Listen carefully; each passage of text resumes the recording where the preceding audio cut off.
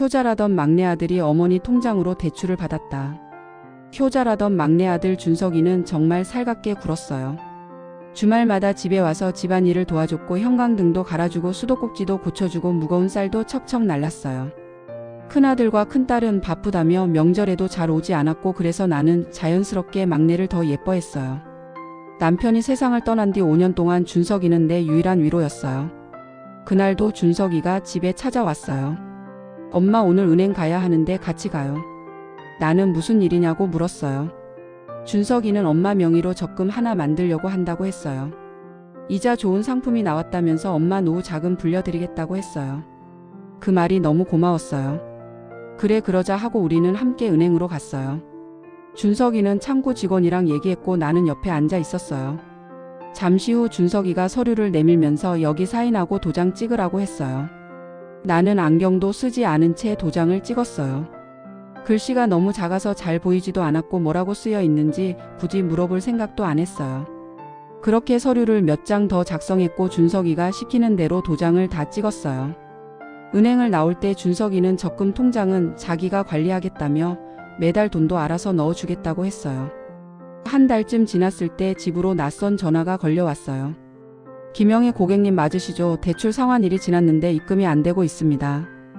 고객님 명의로 지난달 2천만 원 신용대출이 실행됐다고 했어요. 그게 무슨 말이냐고 나는 대출 같은 건 받은 적이 없다고 했어요. 그러자 상대방은 본인이 직접 은행에 오셔서 서명하셨다고 말했어요. 그제야 한 달 전이 떠올랐어요. 준석이랑 같이 갔던 은행 적금이라고 했던 그 서류들. 그게 대출이었어요. 나는 바로 준석이에게 전화를 걸었어요. 너 나한테 무슨 짓을 한 거냐고 소리쳤어요. 준석이는 당황한 목소리로 무슨 말이냐고 했어요.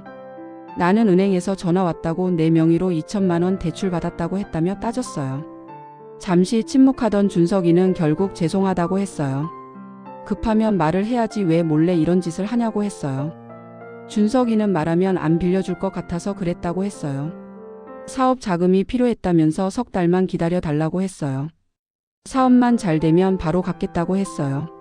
알았어, 석 달만 기다려줄게. 대신 꼭 갚아야 한다고 말했어요. 준석이는 고맙다며 전화를 끊었어요.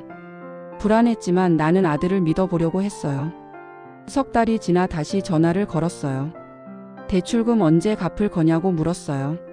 준석이는 미안하다며 조금만 더 시간을 달라고 했어요. 나는 은행 이자가 계속 나간다고 했어요. 준석이는 이자는 자기가 내겠다고 걱정 말라고 했어요. 하지만 이자는 들어오지 않았고 연체가 시작됐어요. 나는 다시 준석이에게 전화를 걸었어요. 이자라도 내라고 했지만 전화를 받지 않았어요. 문자를 보내도 답이 없었어요. 일주일 동안 20통 넘게 전화를 했지만 결국 전화는 꺼져 있었어요. 불안한 마음에 준석이 집으로 찾아갔어요. 문은 잠겨 있었고 옆집에 물어보니 한 달 전에 이미 이사를 갔다고 했어요. 그제야 나는 도망갔다는 걸 알았어요. 큰아들에게 전화를 걸어 준석이 연락처를 아느냐고 물었어요. 큰아들은 왜 그러냐고 했고 나는 사정을 전부 설명했어요. 큰아들은 한숨을 쉬며 준석이가 또 사고를 친 거라고 했어요. 또라는 말에 나는 놀랐어요. 큰아들은 준석이가 예전에도 여기저기서 돈을 빌리고 갚지 않고 도망 다녔다고 했어요.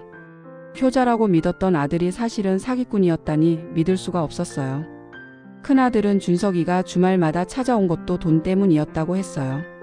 엄마 재산을 노리고 잘 보이려고 한 거라고 했어요. 그동안의 효도는 전부 거짓이었던 거였어요. 큰아들은 경찰에 신고하자고 했지만 나는 고개를 저었어요. 하지만 현실은 기다려주지 않았어요. 연체는 계속됐고 이자와 연체료가 붙어 대출금은 2,500만 원까지 불어났어요. 나는 결국 집을 팔 수밖에 없었어요. 30년 넘게 살던 집이었고 남편과 함께 마련한 집이었어요. 그 집을 팔아 대출을 갚았고 남은 돈으로 작은 월세방을 얻었어요. 큰딸이 찾아와 같이 살자고 했어요. 나는 괜찮다며 혼자 살 수 있다고 했어요. 나는 큰딸 손을 잡고 이건 내 잘못이라고 말했어요. 내가 준석이를 너무 믿었다고요. 큰딸은 준석이를 찾아내서 고소하겠다고 했지만 나는 말렸어요. 시간이 지나 나는 월세방에서 혼자 살았어요. 큰아들과 큰딸이 번갈아 가며 생활비를 보내줬어요. 막내 때문에 너희들한테까지 폐를 끼친다고 했어요.